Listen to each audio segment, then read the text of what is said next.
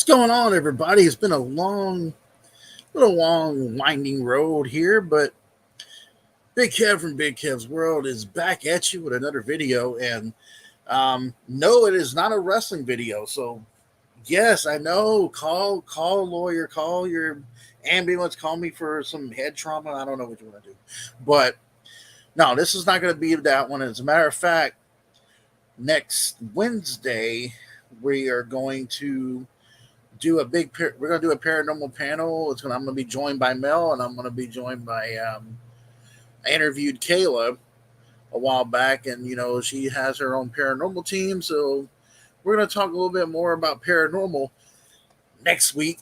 Also, I'm looking to get a big football panel going on before the NFL draft. So some exciting things are happening. I finally posted the last FWE pay-per-view for the 2K20. It is finally on there. It was a long winding road, but I realized, hey, you know what? You got to put a stamp on it somehow, right? So this video, I had to think long and hard about this one. Because when people ask you what your favorite movies are of all time, what's your top 10? It's very hard to figure out who is your top 10. But I struggled with the numbers on this one. Usually I'm a kind of person that I know for a fact what it's going to be, but we're going to start off with number 10 here. And let me get the screen share going here so I can figure this out.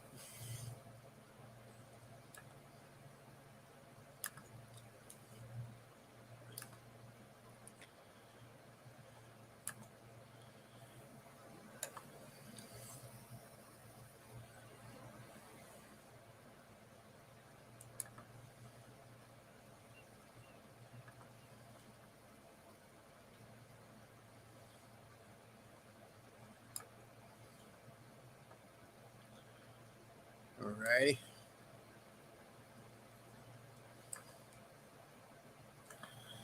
So coming in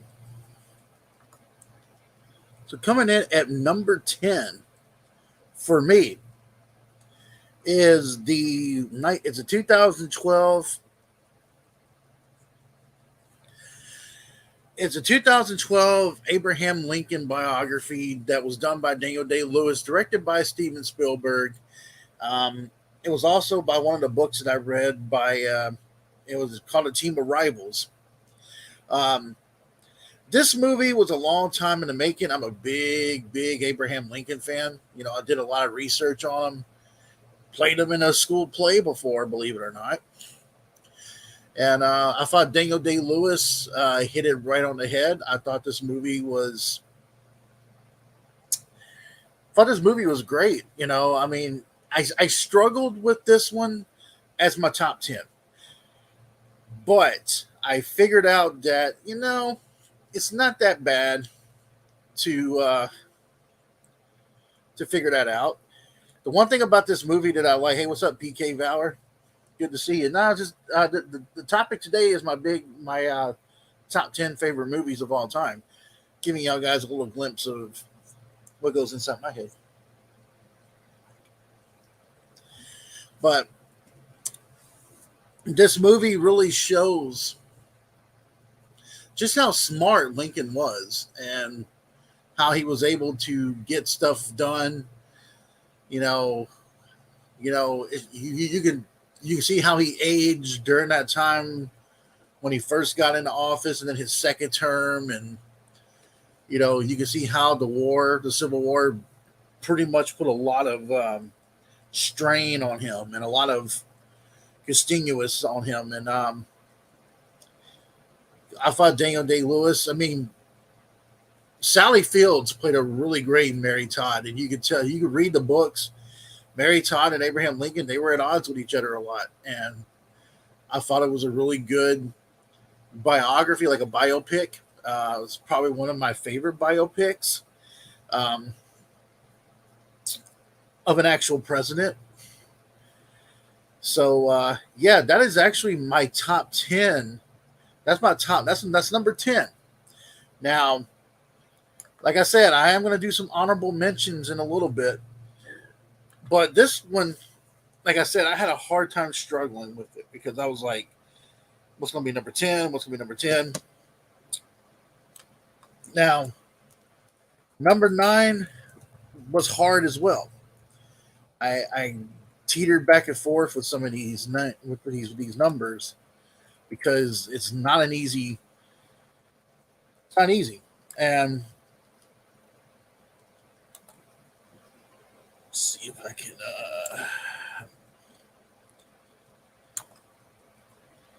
Okay. So number 9. Get the screen share up here. Rolling, rolling, rolling. Rolling, rolling, rolling. Number 9 is the 1978 Halloween film. Now, I love this franchise, but this is probably my favorite Halloween of all time. It is my favorite movie of the Halloween series of all time. This is a masterpiece. You have a killer that you can be in a daylight. You have he was breaked out of his mental asylum. He's out there killing people. You don't know why, and he's an enigma. You really, I thought the camera angles that John Carpenter used in this movie was fantastic. Um, it made me want to become an actor. This movie really did, and when I actually had that opportunity to work at the haunted attractions, and when I got a chance to actually, I got to play Michael in a haunted attraction, but I also got to play him twice in 2 different films. Some of y'all have seen the Michael versus Jason movie that we have on this channel, but I also had another opportunity to play Michael as well. And I can tell you this much: when you put that mask on, there is something eerie about that mask. I don't know what it is. I put that thing on and I felt like a totally different person. And going to conventions and meeting some people that have played Michael, they have pretty much said the same thing, that once you put that mask on, it's like a totally different ball game. And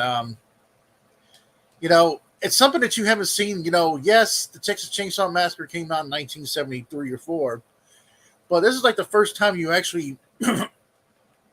This was not a horror slasher. This was kind of a psychological thriller. Yeah, Michael did kill some people, but it wasn't as bad as most people made it out to be. Now, when this movie first came out, when it didn't have the music, people when it didn't have the music, it was it didn't get really perceived very well. It was the music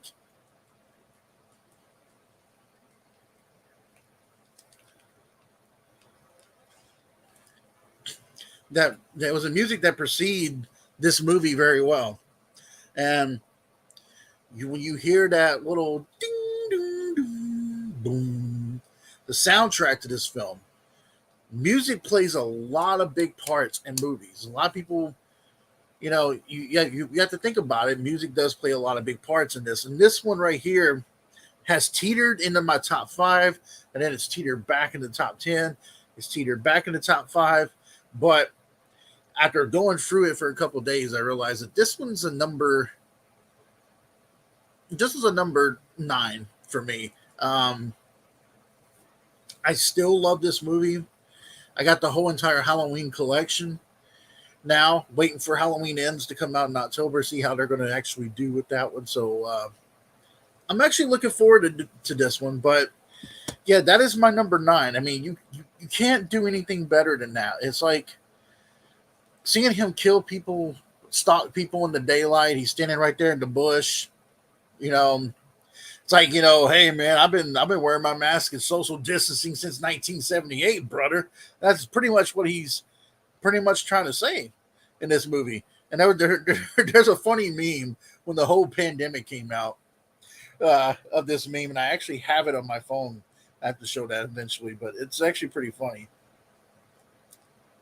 But Michael was an enigma, and the one thing I did like that they added in Halloween Kills, if any of y'all have never seen Halloween Kills, is what happens in between the 1978 film when Loomis shoots him off the railing. What happens to Michael in between that and the 2018 one? And I think that was a really cool, nostalgic thing. But going into number 8, it was a really big struggle for me for number 8 as well. I'm gonna tell you, this is gonna be things that you guys probably didn't think of with me. I was like, what I'm gonna do? Let some people in on this. So, all right, here, getting it up here, just a few minutes here, ladies and gentlemen. And yes, there will be some wrestling panels coming up. I'm trying to work on getting one with to talk about the future of wrestling and maybe start doing some wrestler bios. I'm just waiting for Superstar to get off his hidey horse and stop being a little bubble butt boy and actually get on here and start doing it. But we'll see when that happens and stuff like that. So here you go. Terminator 2.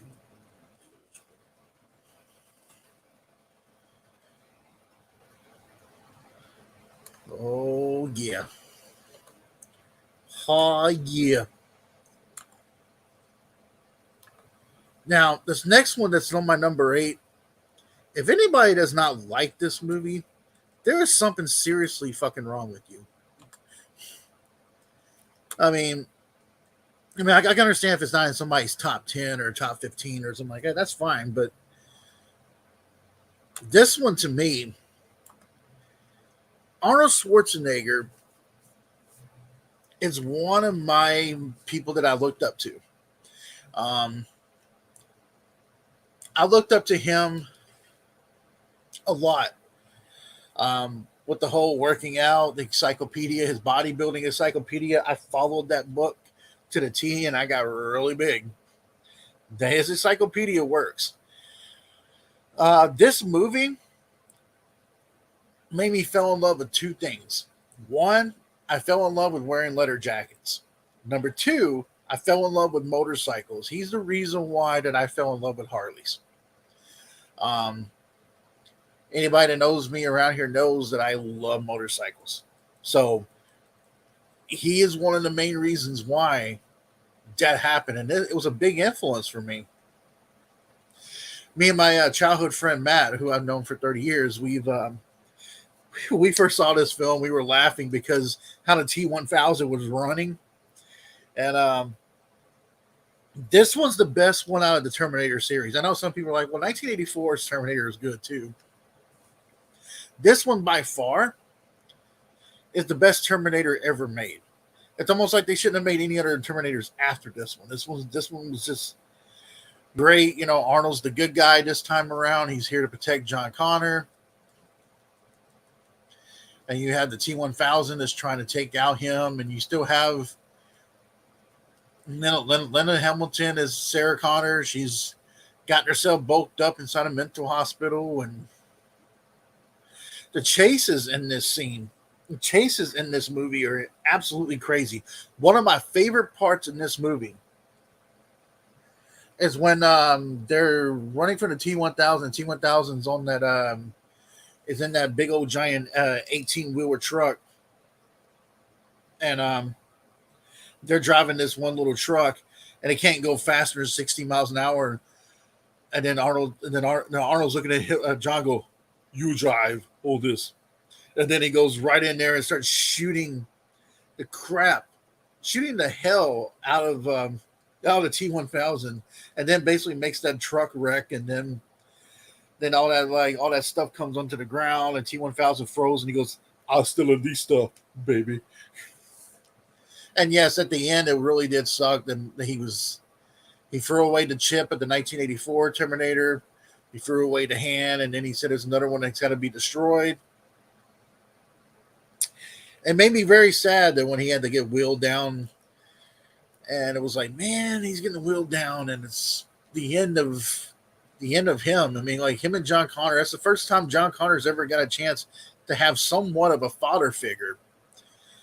But yeah, this movie barely comes on TV, but when it does, I pop that motherfucker. I pop it in, and I'm watching it, and I mean, hell, I went as the Terminator for Halloween one year. I mean, I had my hair spiked up like that. If you see my Big Kev's World wallpaper, you can tell that I'm a big Arnold Terminator fan right there. So one of my goals was to meet Arnold. I mean, I would just like to go up and tell him, like, dude, you were the greatest action star of all time, and I don't give a fuck what they say about. And I know this is not going to make some wrestling fans happy, but people can say what they want about Dwayne Johnson, but to me, there's two guys in the '80s that defined action to me, and that was Arnold Schwarzenegger and Sylvester Stallone. And you can go ahead and throw those out there all you want, but to me, Arnold is the greatest action star of all time. That's just how I feel about the situation. People have a different opinion. That's cool, and I would love to hear everybody else's opinion on that. This movie is heart pumping. It's got a story to it. There's a deleted scene where you know you get to see Kyle Reese again and all that. So I think it's Kyle Reese is actually the guy that plays Kyle Reese is actually another one of my top favorite movies that I'm about to say a little bit later. So yeah, Terminator 2 is probably number 8, and this one was teetering up there too because this was actually at one point you would have asked me this about 5 years ago. I probably would have told you it was my top 3, but it was hard to figure out which one I wanted to do. But yeah, this one's number 8 right here. Whew. This whole entire list is going to be hard. Now,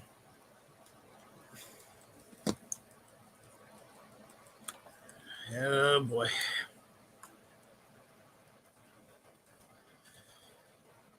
This should come as no surprise to anybody here soon.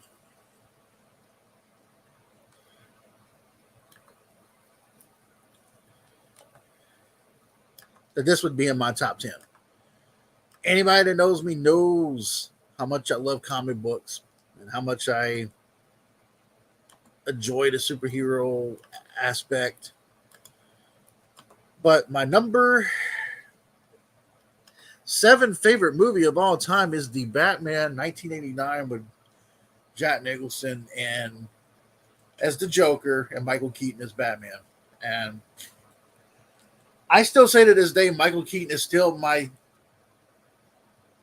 of my top favorite Batmans of all time, and I'm glad that he's coming back for the Flash and he's coming back as Batman in the Batgirl series on HBO Max. I'm super stoked for that. This one, I had a hard time with. Yeah, I mean, Jack Nicholson's Joker is a fucking crazy ass. People don't realize that they all think that everybody's always talking about Heath Ledger or Joaquin Phoenix, and I mean, not to say that the Joaquin and Heath Ledger weren't great Jokers, but there is something that Jack Nicholson does with Joker in this one that really is fucking creepy. I mean, it's seriously creepy. And I, yeah, Heath Ledger did get a lot of publicity when he died. I think that's a lot of the reasons why The Dark Knight got up there as it was. The Batman 89, though, it's like I grew up watching the TV show, like the reruns. Never, yeah, never rub another man's rhubarb. Why is it every time I come to you, there's always somewhere that makes me upset?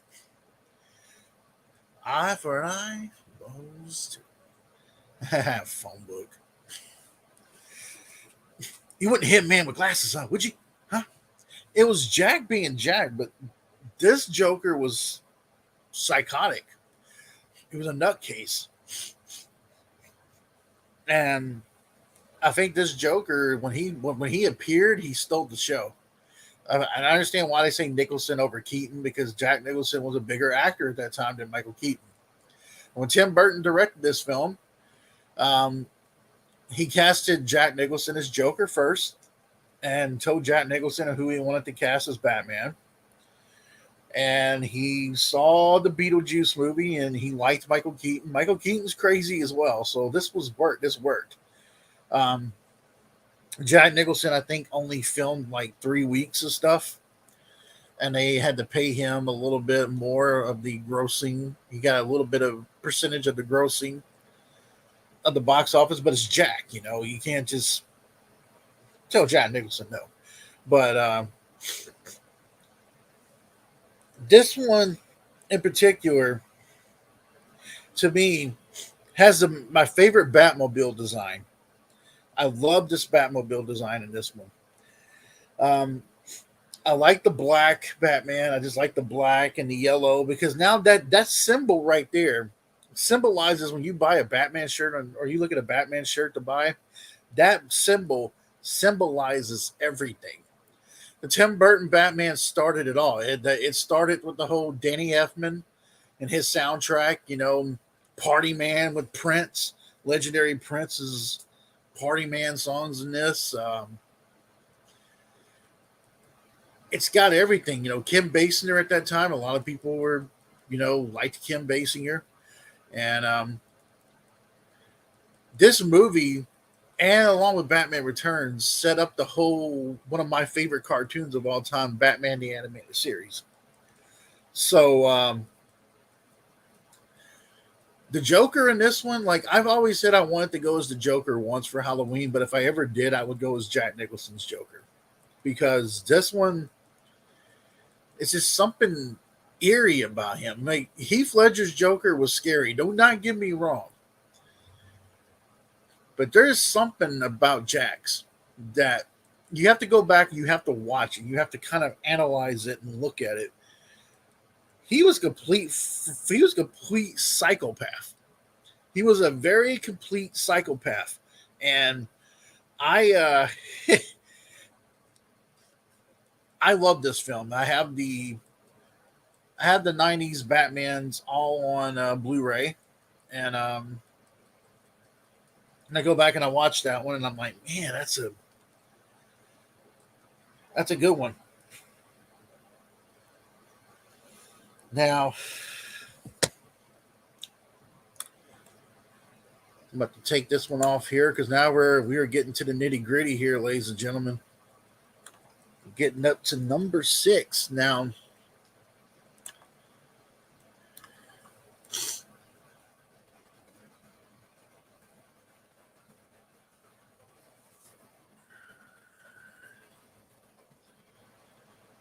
Whew.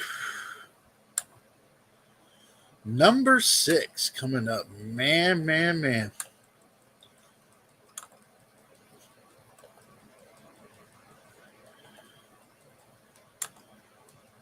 And yes, this movie kind of bored the hell out of Mel, but that's okay. I'm not going to hold it against her.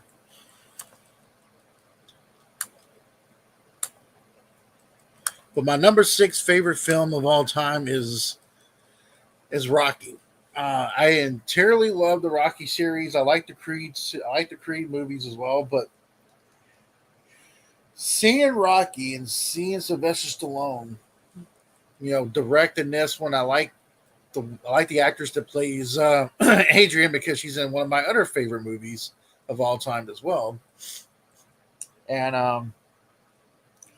I like this. I like the concept of the story. It was this down and out guy who's basically, you know, You have Mickey in there, who played by Burgess Meredith, one of the coolest penguins of all time. I don't care what anybody says. Burgess Meredith, as Mickey sees the potential in Rocky, but thinks Rocky's a bum. Rocky's over there. He can't really read. He really hasn't. He doesn't have his head on straight. What's up, Polson? So yeah, Rocky is my sixth favorite film of all time. The one thing I love about this movie is the concept of how an underdog gets a challenge from a champion of the world. Like, he gets that challenge. Like, you know what? Apollo Creed, Carl Weathers, another guy I like a lot too. Um, he's a guy who comes in there and is like, "Look, man, I want to fight him. I want to fight somebody. I want to fight some underdog," and he wanted to do it on a national holiday, and they do it there in Philadelphia, and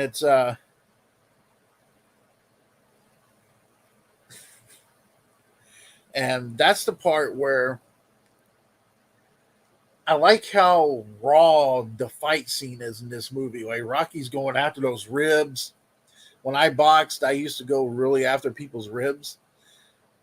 And one of the reasons why I got into boxing when I was younger was because of this movie. Um, Another good boxing movie is Southpaw as well, with Jake Gyllenhaal. But this one, really, the soundtrack to this movie, the soundtrack to all the Rocky films are on my playlist when I go to the gym. It gets you heart pumping, it gets you pumping up, and it gets you going. And I don't know, this movie in particular for me is like, you get to see the progression of how he started as a man who was working in the meat factory.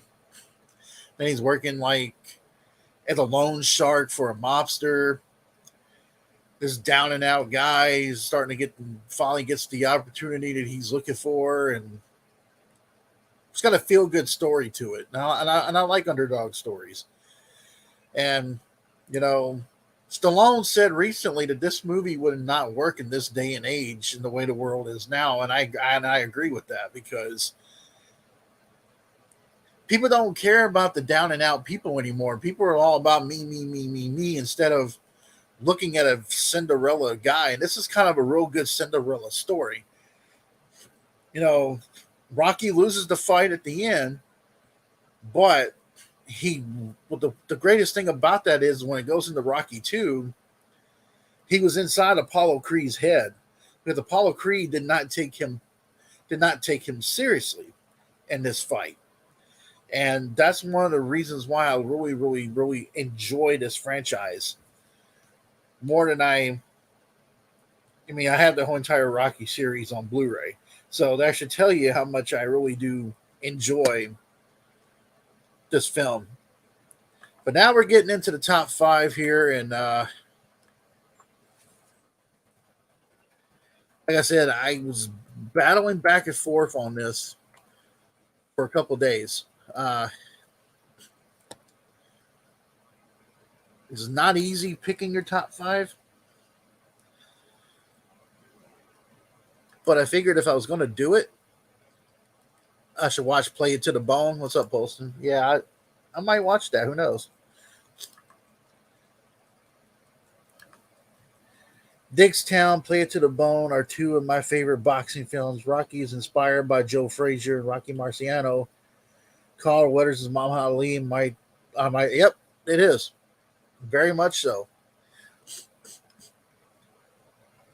That's why they had the whole Rocky Marciano cuffling. Like, that Mickey gives Rocky in that film. He gives him that cuffling. But number five of Big Kev's favorite movies of all time. Yes, yes, yes. Jaws. Now, backstory about this movie for me. I used to be petrified of sharks. Like, I used to really be scared of sharks. Then I saw this movie. And I remember my dad teasing me saying, "Yo, if you take that shower, if you put your butt on that toilet, Jaws is gonna come up there and bite you." And it was a little joke, little humor on me, but But I started studying. When this movie made me study sharks, it made me go and buy it. Like whenever my grandmother would go to Florida, she would always come back with like shark toys, and I would actually have them in the bathtub with me, and actually pretend like the Jaws is attacking Spider Man or Batman or whatever the hell it was, and it was actually pretty funny. Uh, so with this, I love this movie. Steven Spielberg, one of my favorite directors of all time. One of the um, shark was named Bruce. Bruce gave them a lot of fits during this movie, like filming. In some parts, they had to go and get in the cage and actually film a real great white when they're in the water sequences. Roy Schneider and just the whole when they're in that boat and they're over there showing their little symbols of I got attacked by this. Look at my thing and look at this. And Chief Brody being afraid of the water and having to stare down a 35-foot great white was it's a pretty good story. It's a long movie, but I think that movie, yes, I didn't know you actually had a fixed. Same thing with me, PK. It started my fascination with them. Like I don't even miss a Shark Week now. Like I'm dead. Like there was one point I almost became a marine biologist.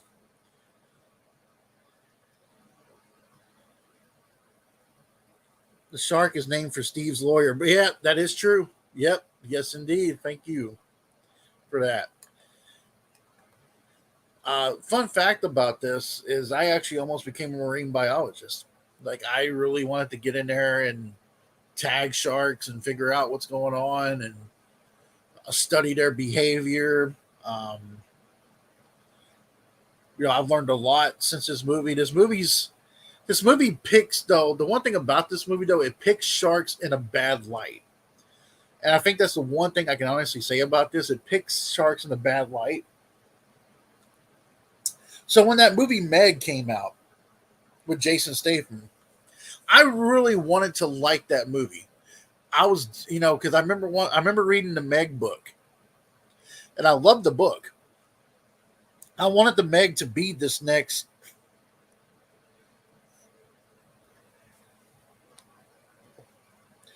Well, holy shit, Mike! Holy shit, PK! I think we got a lot more in common than I thought we did, because that's where I wanted to be as well. But yeah, I wanted the Meg to work. I really wanted the Meg to be that next Jaws. It made money in the box office, but I it's nowhere good as Jaws. I know Deep Blue Sea was another shark movie that I do like. Um, but there's a lot of stuff that this movie in particular. Actually, I love Jaws 2 as well. Jaws 2 doesn't get a lot of play, but I like Jaws 2 as well.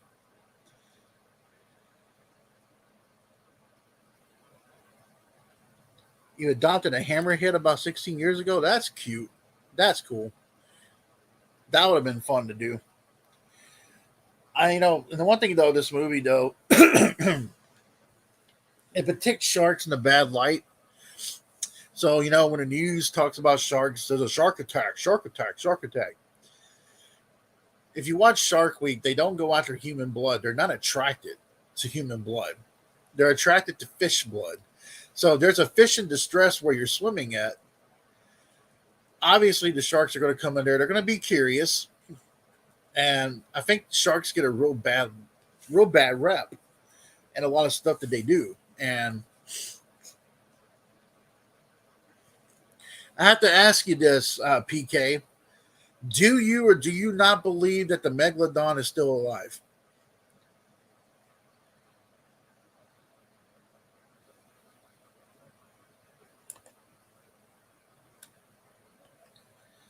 Yeah, the Jaws novel was really great too.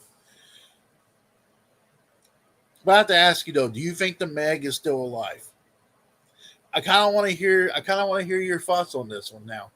Because now you got my curiosity.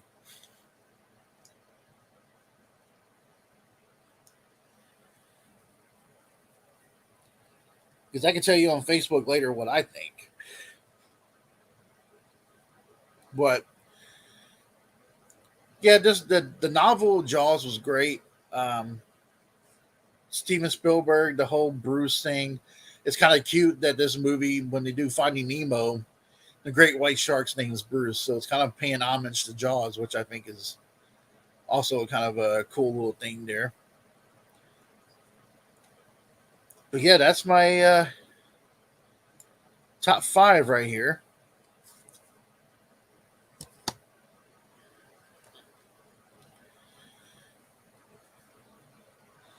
No, you don't believe it is? Okay. I believe that there might be a different new species of it, and maybe it's smaller than it used to be.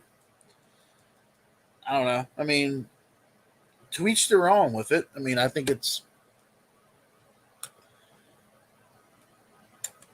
I'll explain it to you later why I think it might be real, but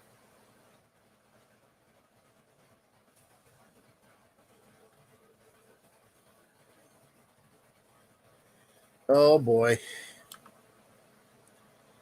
Now we're getting down to the nitty gritty.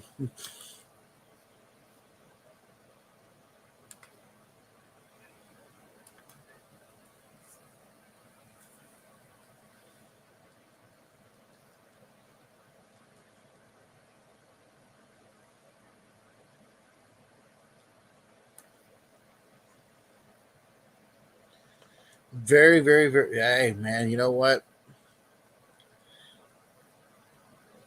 We should do a video on sharks together. I would actually love to do that. Now that I know that were thinking about being a marine biologist and you adopted a hammerhead. I mean, now what is my fourth favorite film of all time? Now,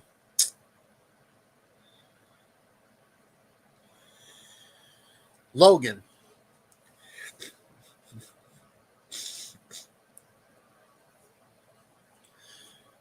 What can I say about this movie? Hugh Jackman is my man. Is my man crush. I love Hugh Jackman. The one thing I love about this movie, and I was a big Wolverine fan. I still love Wolverine. Wolverine's my favorite Marvel character of all time. One thing about Wolverine that I love about it is his story, is his background. You know, he's the anti-hero. He doesn't really want to help, but he does. The one thing about this movie, though, is that he's got that old man Logan. I love that comic. The comic was one of my favorite Wolverine comics of all time. Was Old Man Logan. Um, this one, I've only seen once. Believe it or not, I own it, but I've only seen it once because I cry at the end. I do. I cry like a babbling brook. You know, it's one of those things where it was like the end of the era of Hugh Jackman playing Wolverine, and I'm sitting there thinking, I look at Wolverine now, and I'm like, well, who the hell else could play him? You know, now that Disney Marvel is own the rights now to Fox 20 and Fox Century, Fox, 20th Century Fox. Who are they going to cast as Wolverine now? And but this movie though, it's a lot. Charles Xavier, Patrick Stewart, who I love as Charles Xavier. We have the female Wolverine in this one, then X-24, the young, like the one that they cloned off of Wolverine. Um, you actually get to see some of the X-Men comics in this movie. I I went into it knowing that this was going to hurt. I knew this was going to hurt, and the fact that they picked, like I said, music predicts a movie. And when they used Johnny Cash's "Hurt" for this movie, absolutely perfect to use. Because I'm also a big Johnny Cash fan. So that went that went hand in hand with this movie. Um, I teetered with this movie for a little bit because you know, in my eyes, Hugh Jackman can do no wrong, and I said it. But the one thing about this, though, for me is I wish that he would come back and play Wolverine for the Marvel universe. Uh X-23, yeah, X-23. There's another one called X-24 in here too. Let's see about that. Yeah, let me see something here. I gotta know. Make sure this is the right thing.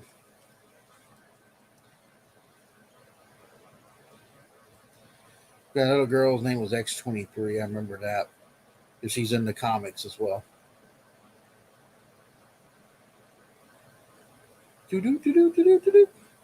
One thing I do love about the movie, though, it's got that old greedy,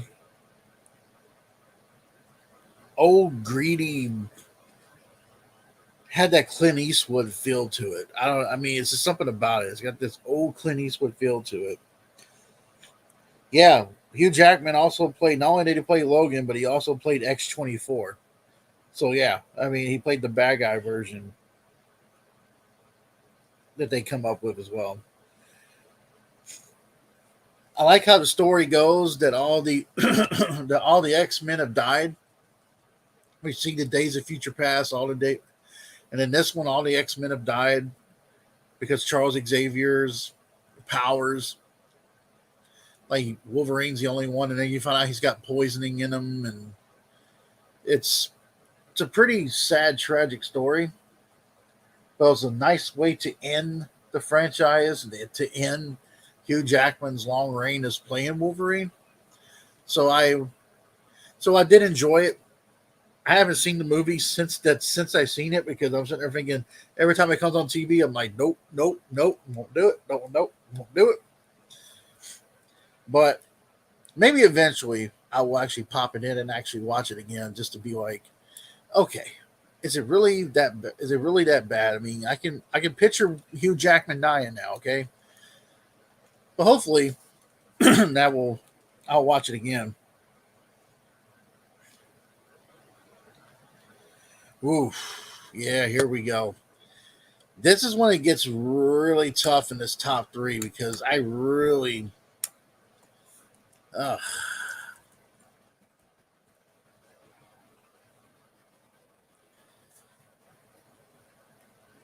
it gets tough.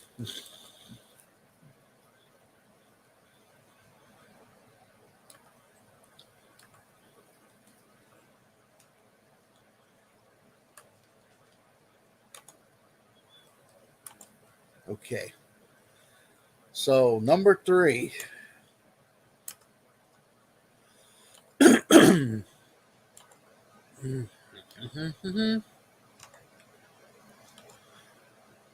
Number three is Mel Gibson's The Patriot. Now,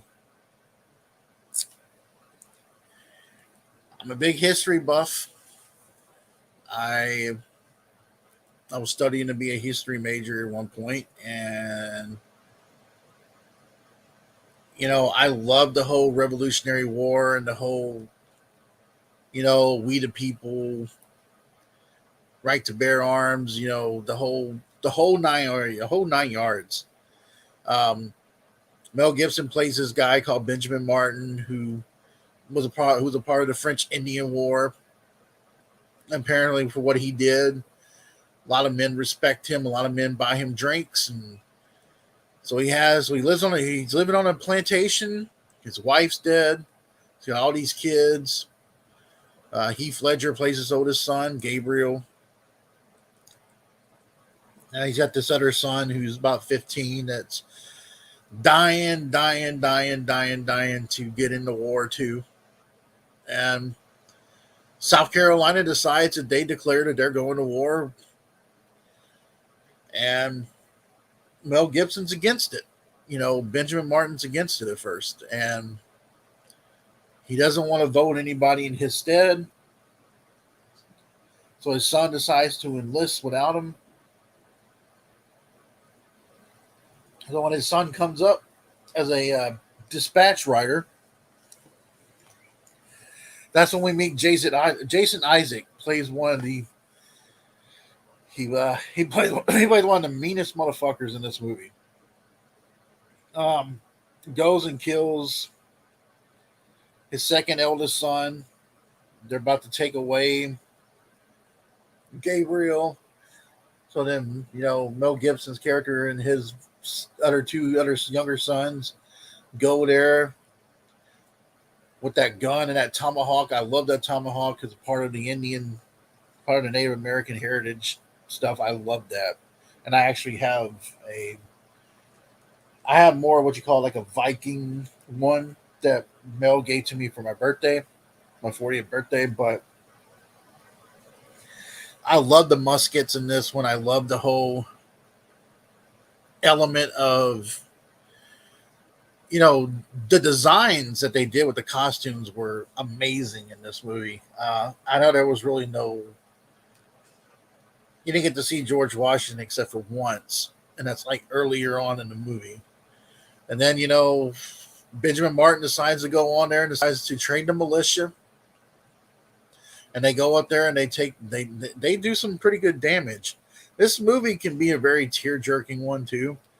You know, Gabriel gets married and then his wife comes home and they get locked in that church and burned alive. That's a pretty fucked up way to go.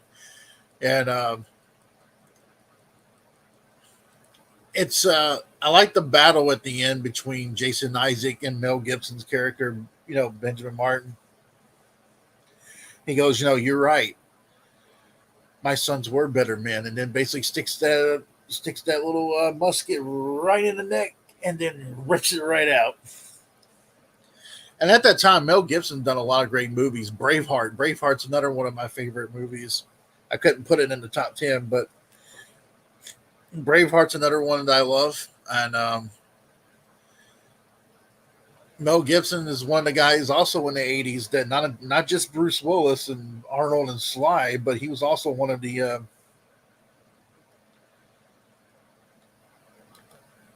Jason Isaac's one of the most underrated actors I've ever seen. He makes you want to hate him as a villain, but sympathize with as a family man in the other movies. Yeah, I thought Jason Isaac did a really great job in this one. It's like he's from this rich family, and his family's esteemed in this movie, and you know he's doing what he's supposed to be doing. He's a colonel. He's doing what he's doing what he's doing. He's doing. I think it was the Green Dragons, if I'm not mistaken. Someone can tell me if I was wrong on that one. But he was a colonel with the Green Dragons, and they came out there with their horses, and they come out there and they kill him, and that's. But he was such a bastard that you love to hate him. That's why he did such an amazing job in this movie. You like when you see the fight between him and Mel Gibson, it's like you really want him to get his, and then he's beating up on Mel Gibson, and he's got Mel Gibson stuck. You think he's about to cut Mel Gibson's head off, and you're like, oh shit, not another Braveheart. They're going to cut his head off again. But no, they didn't cut his head off on this one, and it was actually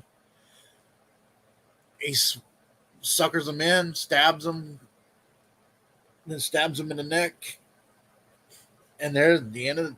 And the end of it's there. I think it's really cool though that his men at the end decides to rebuild his house, and it's a really cool movie, and it's still on Netflix, ladies and gentlemen. If you guys haven't seen the movie, some of y'all probably have or haven't, but it is one of my favorite. It is now one of my favorites.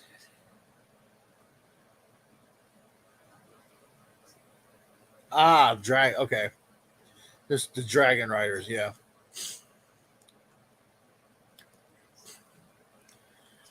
Whew. Here we go.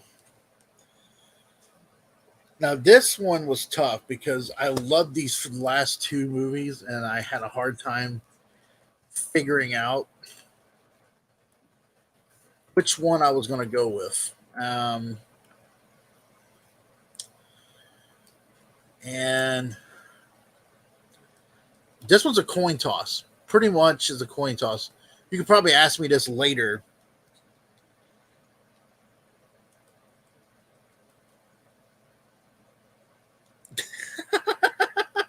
Tony Khan, AEW Wrestling.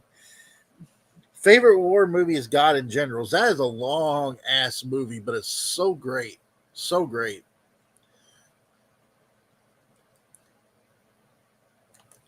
So, number 2 of my top 10 favorite movies of all time, which may shock some of you.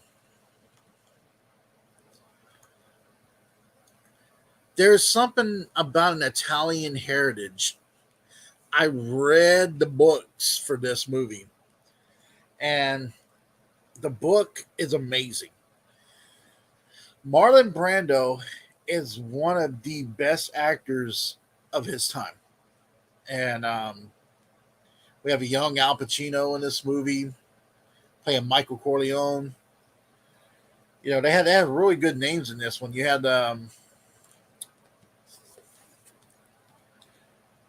yes, the Tally Share, who plays Adrian, is actually Connie in this one. You know, Connie, Corleone or Corleone, whatever you want to call it. Some people call it Corleone, Corleone. It all depends on where you want to go with that. But we had James Cain as Sonny.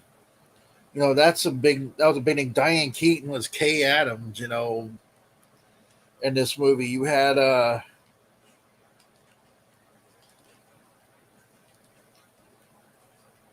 what do we got here? Robert Duvall is Tom Hagen. I mean, that's some really great actors. Marlon Brando is an absolute legend, yeah. And that's the fact that he just sits there and goes, "I want to make you an offer that you can't refuse," and the fact that he in this movie he wore cotton balls in his mouth to make him talk like that. And then the one thing about this movie too was that he that cat that's in the scene where he's playing with the cat and he's talking when he's sitting down at his daughter's wedding. That cat randomly showed up. That cat was not supposed to be a piece of that movie, but the cat's there anyway. So I love, I like the fact in Godfather 2 they showed the prequel of how how Don Corleone became Don Corleone, and I know Robert De Niro did a pretty good job with that. But I have always had a thing about mobster movies and about Italian stuff, and I am married to an Italian woman, so that also kind of uh, froze in for my James Cain. Yeah, James Cain was his sonny. Yeah, and Melissa's a very her family's very Italian on her mom's side, and I love Italian food.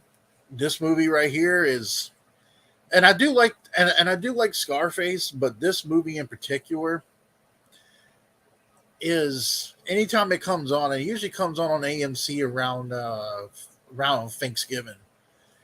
But I have the DVDs somewhere around here. I just have to find them. But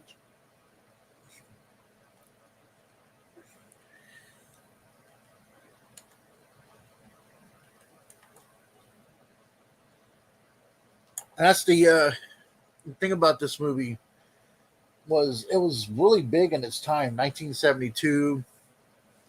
Um, the studio really did not want didn't really want Francis Coppola directing. They were trying to change that. They wanted Robert Redford as Michael instead of Al Pacino, and that was young Al Pacino. Now it's the old Al Pacino. Oh, he sounds like but there was a younger Al Pacino at that time, and the whole story of this movie was just great because the one thing I love about this movie, Monsters and Hoodlums, that's a good one too. The one part of this movie I love is when Michael takes over, and Don Corleone hasn't died yet, but he's the concierge, and he tells him, when someone comes and tells you about a meeting, they're planning to assassinate you. That's when you find out who the traitor is. And then there they are at the funeral, and you know Tessa. They always thought it was going to be Clemenza, but it was Tessa, who worked with his dad for years. Comes up there and says, "Hey, I got a meeting with Barzini." And I just love the fact that while they're baptizing, and he's becoming the godfather to Connie's kid. In the middle of that, the he's killing all the five families, all the head of the five families in New York at the same time before he moves to Nevada. Michael was ruthless. Like, I mean, he was a ruthless dude in this movie. I mean, and then Godfather too. But yeah, this one was teetering because I teetered between the number one and this one. And so yeah, number one is going to be a real good one. I'm really big into westerns. I grew up with my dad watching Bonanza, watching Gunsmoke, and watching the good and the bad and the ugly, and watching all these old John Wayne films. Oh, his brother-in-law in the movie. Yeah, the fact that Sonny beat the hell out of him, and then the way they assassinated Sonny in Godfather, that was really graphic. It was really brutal. But how he ended up killing his brother-in-law was perfect, absolutely perfect. It was vicious, but it was perfect. Now this one is my number one movie of all time, and like I said, the thing teetered between them and The Godfather, and I had a hard time figuring this out. But without further ado,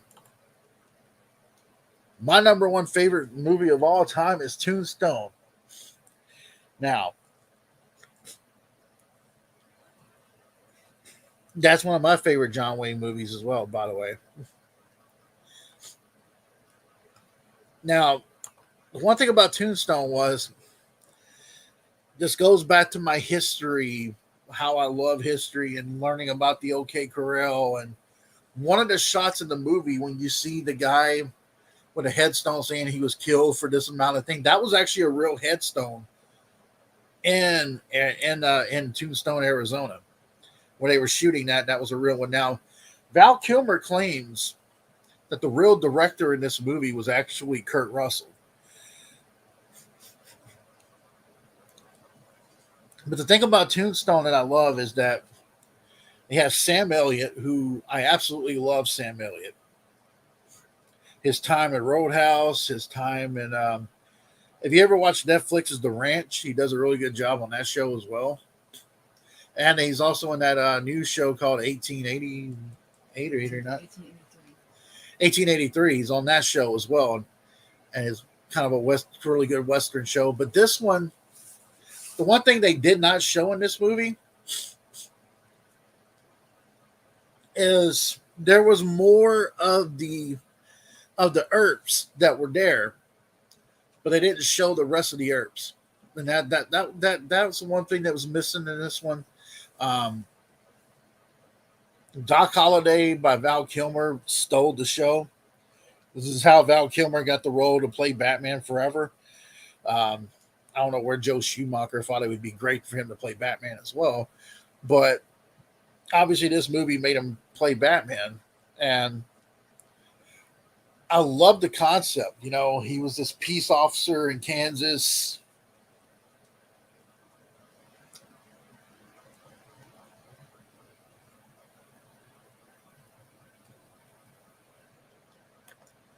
Yeah, Christian Slater's character in Young Guns 2 was the one who taught Doc Holliday how to shoot as an exchange to learn poker. Yeah, I remember that. Now, in the shootout in the OK Corral, it doesn't show in the real story. Doc Holliday does get hit, and but the one thing that I thought was badass about the real Wyatt Earp, there is actually a jacket of his has nothing but bullet holes in that jacket, but the man never got shot. I mean, that is a total badass right there. I mean, that is just some straight up badass. That's and John Wayne, when he first started in the business, he got to meet Wyatt Earp before Wyatt Earp passed away. So he got to learn a little bit of tricks. Oh no, yeah. Well, Clooney is still the bad Batman, but in all fairness to George Clooney, Joe Schumacher screwed the pooch and tried to make it too campy. So I can't really blame George Clooney all the way. It also is the director and what's written for him too. So I can't necessarily say, hey, it's all George Clooney's fault. But I get what you're saying on that. But Tombstone, you know, how they came back and they killed, how they shot Virgil, how they killed Morgan, and you know, in the beginning of the story, the guy that plays Kyle Reese plays Johnny Ringo in this movie, and how he basically tells them when they were over there at that Mexican wedding, and they, he says, "Hey man, there's a guy who's going to come at you. Well, pale as death. He rode a horse, and hell came with him." And that's exactly what happened to them. They mess with the Cowboys mess with the wrong motherfucker. And I like the fact that Wyatt Earp was trying to retire. He was trying to get himself. He was supposed to be him. He was supposed to just want to make some money, retire, sell the business. He didn't really want to be a part of all that. But I think now I know there was the Wyatt Earp movie that was made by Kevin Costner and Dennis Quaid.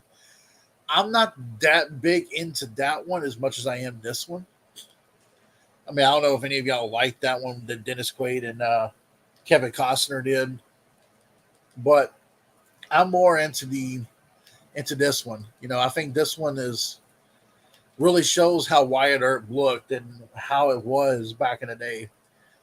And that scene where they're in that crossfire, that scene actually happened in real life.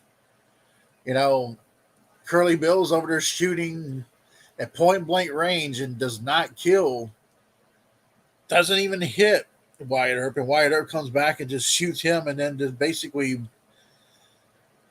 walks on water as he's like walking on water. I thought that was probably one of the best things, and one of my favorite scenes in this movie is if you actually can look at it on YouTube, but it actually shows you when they're having that conversation in Latin between Doc Holliday and Johnny Ringo. You can actually see what they're saying in English. But what I liked about it was at the end, he was so sick, it made it seem like he wasn't going to help. He wasn't going to help, Wyatt Earp, and then he ends up showing up. Boom, kills Johnny Ringo. Done. So yeah, I mean, this was my top 10 favorite movies of all time. But now I do have some honorable mentions. To be honest with you, I do have honorable mentions here. Okay, so honorable mentions. Let's get to that. Honorable mentions is Dirty Harry. Love Clint Eastwood. Dirty Harry, the first Dirty Harry, I just like the whole, I got to know. This is a 44 Magnum, the most powerful handgun on the market. You have to ask yourself a question. I also like Good, Bad, and the Ugly. That was also another one of my favorite Western films that I watched with my dad. With the whole Clint Eastwood thing, and I had a hard time because I did love John Wayne, but I also like Clint Eastwood. So it was also kind of like, who's the better Western actor there? Clint Eastwood or John Wayne. And another honorable mention is The Dark Knight. I did like this one with Christian Bale and Heath Ledger. I thought it was a real cool concept. I thought it was one of the best ones of the Christopher Nolan series. I mean, I think it's the best one out of Batman Begins and Dark Knight Rises.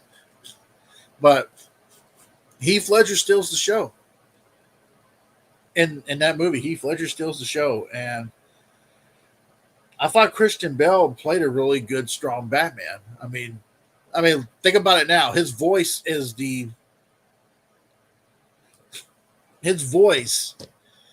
swear to me, If you look at the whole Bat Metal, if you look on Bat Metal on YouTube, you can look it up and stuff. That voice that Christian Bale does is like now, it's like the epitome Batman voice now. I mean, at least when Ben Affleck did it, he went, "Tell me, do you bleed?" Well, no, but Christian Bale's is like,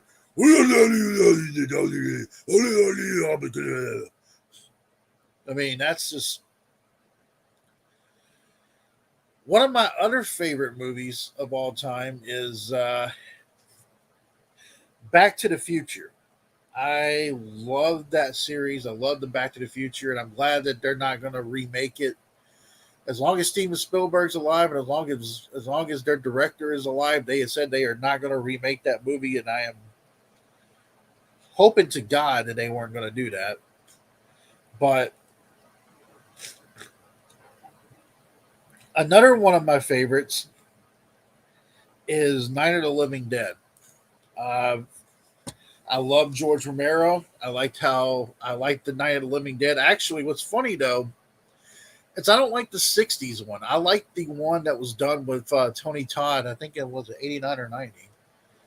I actually like that one more than I do the actual original Night of the Living Dead. Believe it or not. Another one of my favorite movies of all time is I do like Endgame. I think the whole climax of how Marvel gets there in the end game, and Tony Stark dying at the end. Captain America switches over and becomes this old man and gets to live out his life. Return of the Living Dead is pretty good too. And now he gives that shield to Sam, to the Falcon. I think was that movie. The one thing about the end game that gets me still is a part where Captain America picks up the hammer, and he's over there fighting with the Thanos. Everybody's knocked out. Not everybody's came across yet, and he rips up, and you can see the shields torn in half, and you see everybody over there that works for Thanos on the other side. And what he does is he stands up, tightens that thing up, and is about to go fight all these people, knowing that it's going to die, knowing that he's going to get killed. I thought it was a pretty cool, surreal moment, actually. And a lot of people, if you pause that movie with that little thing, you will see Howard the Duck, ladies and gentlemen. You will see Howard the Duck.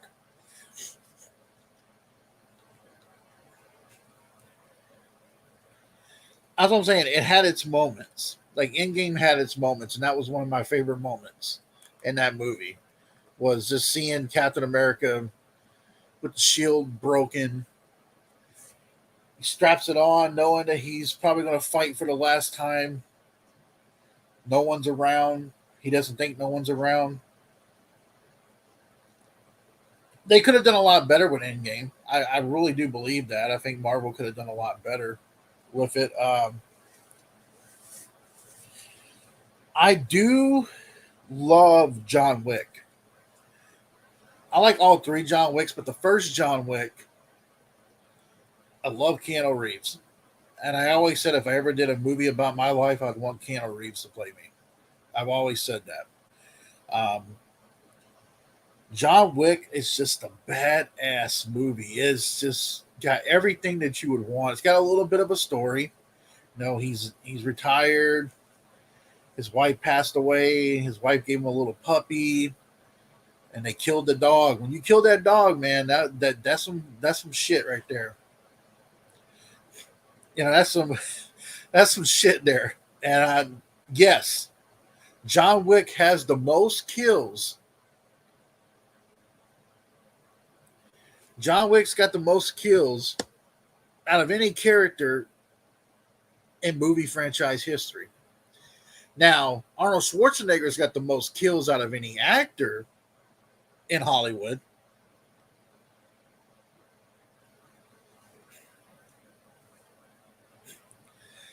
That I will say. Arnold Schwarzenegger's got the most kills as an actor, but John Wick's got the most kills out of a character. That's what I found out. So, um, and we got John Wick 4 coming soon, so I'm sure that's going to be that's going to be a little bit more into that one. Um, I like Rambo is one of my favorite franchises. I I like the first Rambo, but I also like the fourth one, and I like the fifth one too. The fourth one was just bloody and guts and just blowing up shit, and I loved it. That's why I like the Expendables and Expendables 2 a lot too as well. Um, I don't know how you guys feel about the Fast and the Furious franchise. I do like some of the franchise of it. I like the first one and the third one. I like the whole racing part of it, like the Tokyo Drift, and I do. I wish that number. I wish they would have stopped at 7 after Paul died. I wish they would have stopped. That's just my opinion on that. Um, another honorable mention for me is as a football movie. I do like unnecessary roughness, but one of my favorite football movies is Any Given Sunday because it kind of shows you what the owners do behind the scenes, and it kind of shows you that these players are not getting treated right. Uh,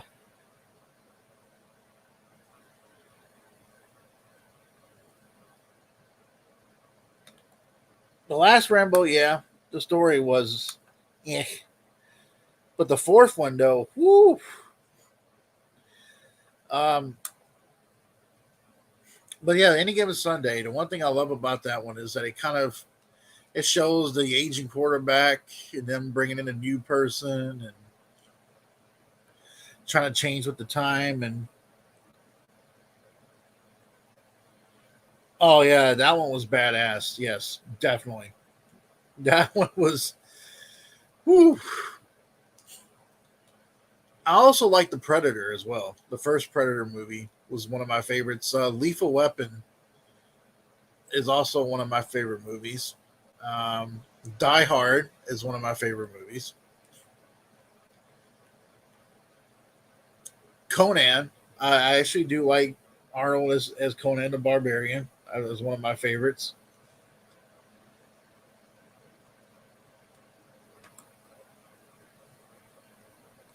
Oh, any given well, Replacements is one of my favorites too. Um, I think that shows some real good football there. American Underdog, yeah, yep. So definitely another good one. There's a couple of good ones out there that I really do like, but I'm just mentioning some honorable ones just to throw that out there.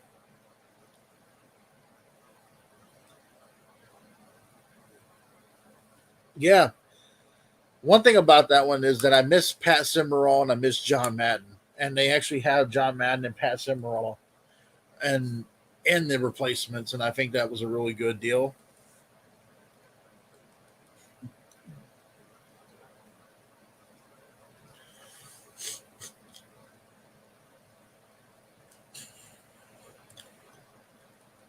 It's I also like The Wrestler. The Wrestler was also another movie that I really did like. I'm not a big Mickey Rourke fan, but I love the concept of a guy who was popular now going and doing indie shows and living out of his van. And The Program was another good football film too. Another good one. As far as baseball movies go, I'm a big Major League fan. I love Major League. I don't like Major League Back to the Minors, but I like Major League. I thought that was a pretty good one. I also like 61, that was done by Billy Crystal with the Yankees and Roger Maris and the whole Mickey Mantle and that chase with getting 61 home runs. And then he got tarnished by Mark McGuire and his steroid ass. But yeah, I mean, there's some movies out there that I really do enjoy. One of my other favorite horror films is I love the black and white horror films. I was really big into Dracula, Bela Lugosi. Lon Chaney Jr. is the Wolfman. I love Boris Karloff as Frankenstein. And one of my favorite ones is King Kong in 1933. Love that movie. Love the monster. Love the Monsterverse. Still do. Mr. Baseball. There was also The Fan too with Robert De Niro and Wesley Snipes. I thought was a interesting baseball movie as well. Hey, if we're talking about football movies, you can't forget about the Little Giants, man. I mean, come on. you can't we can't think about the Little Giants here now.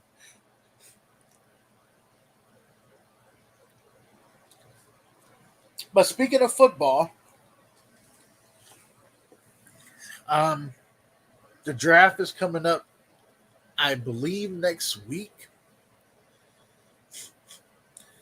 Uh,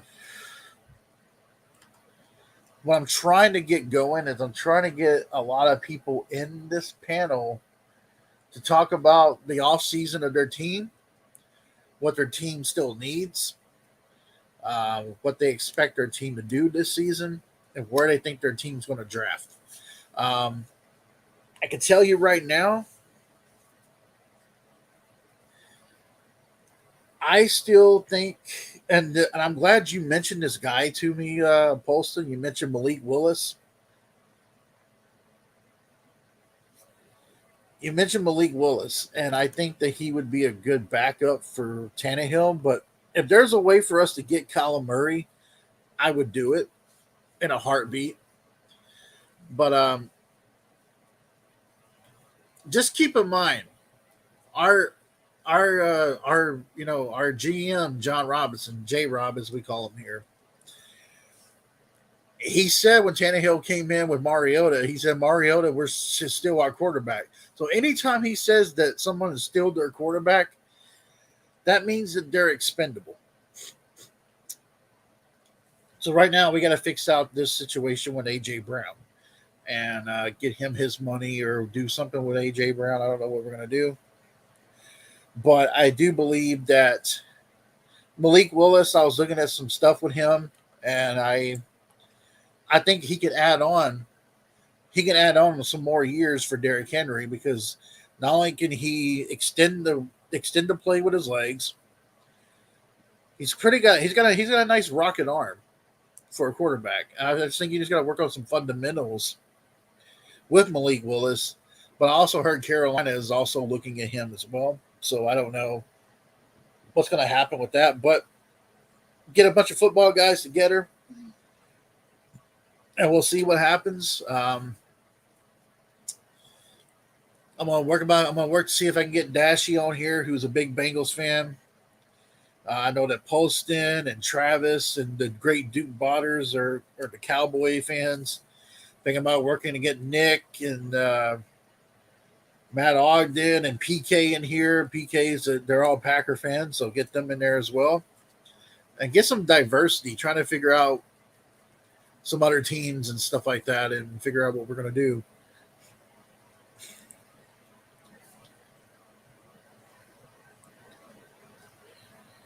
Yeah, you could also land him as well. Um, I think if Odell Beckham, this is just me, I think if Odell Beckham heals pretty well with that ACL injury, I think Green Bay should take a shot at OBJ. I really do. I think that would be a good fit. If he decides not to stay with the Rams, I think that would be a good fit for him to go to Green Bay. And that's just my opinion on that, but I think it would be a good fit for him. He just got to get used to the cold weather. That's all. That's all that has to happen. You got to get used to the cold weather. But that was my top 10 favorite movies of all time. Like I said, I had a hard time with this decision, and I had a hard time with this list because it's really hard to penetrate your favorite movies of all time. But it was actually not. It was actually not that hard. I thought it would be hard, but for me, it wasn't really that hard. I thought it would be. I also like a lot of the Lord of the Rings stuff, so that's another thing too. I know some people like the Titanic and all that stuff, but we'll see. I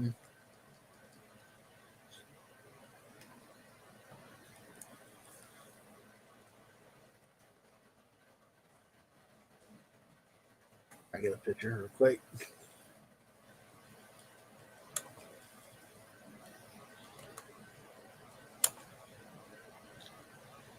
Anyhow, at the end of this,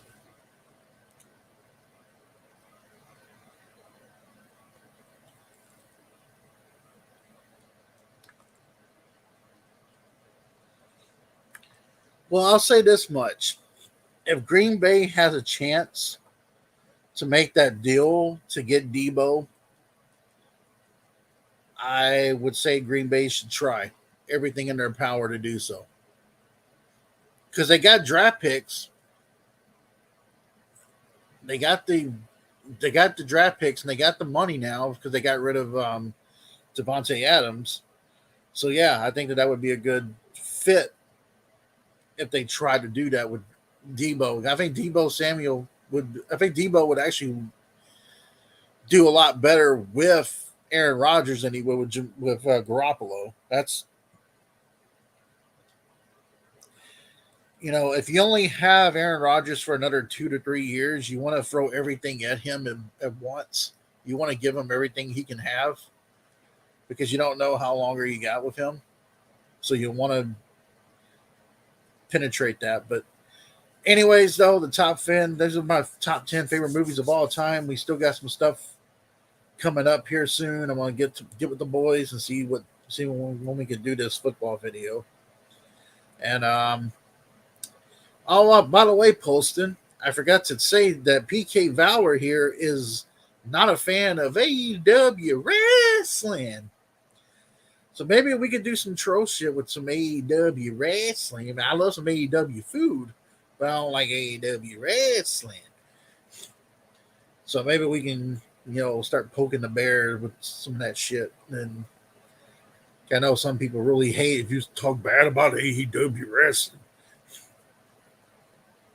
Like, oh no, how dare you?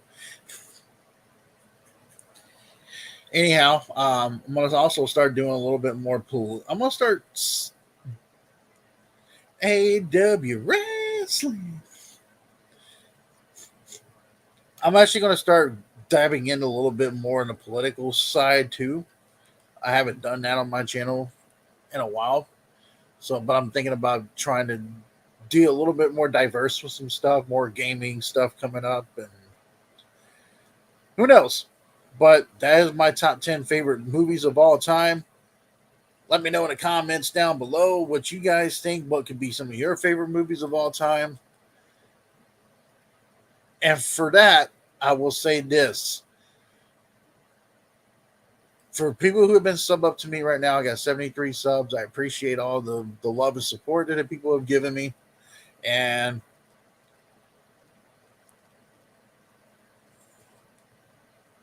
Some things, yes. Some things we do like about AEW wrestling, but not a lot of it. But anyways, this is Big Kev from Big Kev's World. We're a world where you are just all living in my world, and I share my world with you.